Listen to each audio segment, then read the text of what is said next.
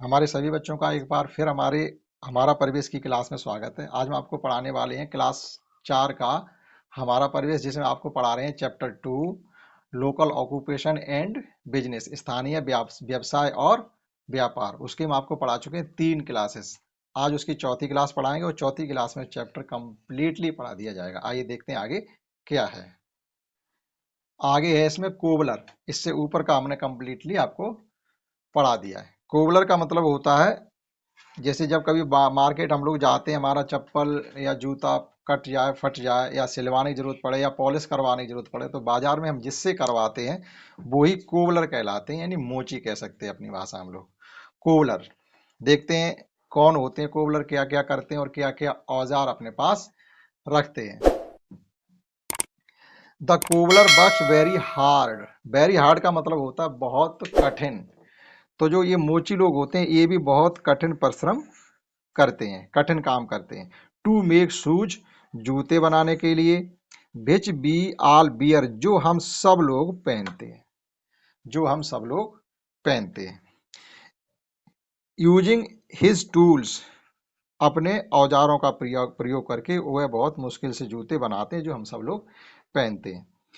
The tools used by the cobbler. अब ये कह रहे टूल्स, देखो यहाँ इक्विपमेंट ना कह के इन्होंने यहाँ पर टूल कह दिया। इक्विपमेंट माने औजार होते हैं, टूल माने भी औजार होते हैं। तो जिन औजारों का वह प्रयोग करता है कोबलर, वो क्या होते हैं? सो एबल, मतलब सो एबल का मतलब होता है एनविल।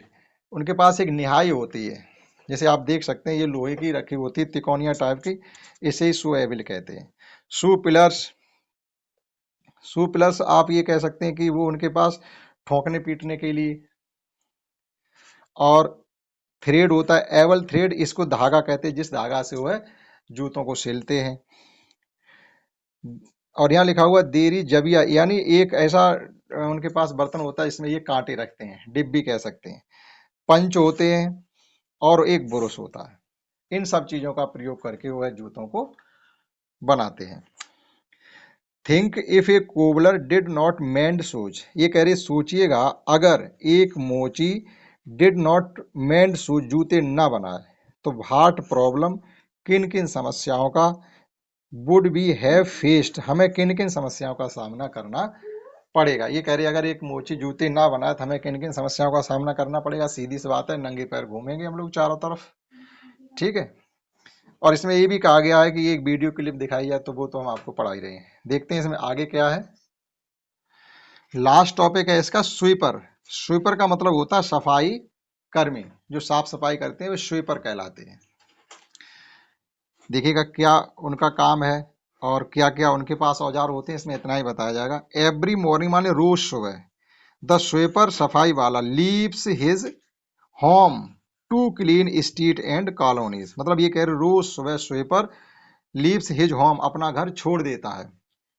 टू क्लीन साफ करने के लिए, स्ट्रीट माने गलियां, और कॉलोनीज मतलब जहाँ गलियां और बड़े बड़े मोहल्ले बने हुए उनकी गलियों को साफ करने के लिए जल्दी निकल जाता है। He used variety of brooms, broom माने होता है झाड़ू, कई तरीके की झाड़ुओं का प्रयोग करता है। डिफरेंट साइज, जिनके साइज अलग अलग होते हैं, छोटी बड़ी। टू क्लीन साफ सफाई करने के लिए अलग अलग साइज की वो झाड़ू प्रयोग करता है, और अलग अलग वेराइटी की भी होती हैं।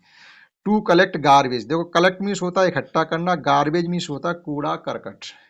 कूड़ा करकट इकट्ठा करने के लिए ही हैज पेंस, देखो पेंस माने वैसे कढ़ाई, लेकिन यहाँ तसला कहेंगे, उसके पास तसला होता है। स्कटल, स्कटल को वैसे अंगीठी कहते हैं, अंगीठी का उसको क्या जरूरत है।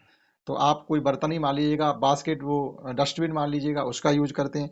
बास्केट टोकरी का प्रयोग करता है, बकेट बाल्टी का प्रयोग करता है, इन चीज़ों का उन सब का यूज करता है कूड़ा को इकट्ठा करने के लिए।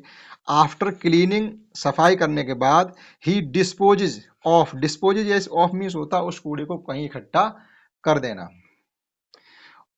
To collect the garbage in proper place, उस कूड़े को किसी सही स्थान पर वह कलेक्ट इकट्ठा कर देता है।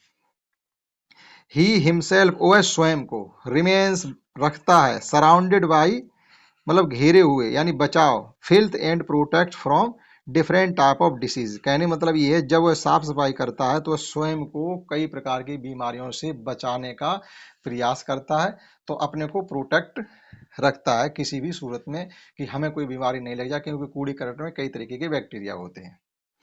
आगे इसमें लास्ट लाइन है इस चैप्टर की, डिस्कस विद योर फ्रेंड, आप अपने दोस्त से बातचीत करिएगा, एंड राइट और लिखिएगा, how our lifes would be affected, हमारा जीवन कैसे इफेक्टेड प्रभावित होगा, किस प्रकार से हमारा जीवन प्रभावित हो जाएगा, if any one day, if on any day, अगर किसी दिन, द स्वीपर, सफाई वाला, फाल सिक, अगर बीमार पड़ जाता। ये कह रहे हम लोगों को क्या प्रभाव पड़ेगा अगर हमारे मोहल्ले में आने वाला सफाई कर्मी बीमार पड़ जाए और आना बंद कर दे, and does not come to work, और काम करने ना आ पाए। तो आप ये अपने, आपका प्रोजेक्ट वर्क है, आप लिख सकते हैं, विचार कर सकते हैं, आपस में बातचीत कर सकते हैं, अगर आपके यहाँ सब आने वाला सफाई कर्मी बीमार पड़ जाए और कई दिन तक नहीं आए तो आपका जीवन कैसे प्रभावित होगा। इस चैप्टर में हमने अपनी तरफ से आपको कंप्लीटली समझाने की कोशिश की है। आशा करता हूँ आपको समझ में आया होगा। आप हमें कमेंट करके भी बता सकते हैं अगर आपको कमेंट करना आता हो तो। अगली क्लास में आप पढ़ेंगे इसकी एक्सरसाइज। That's all. धन्यवाद।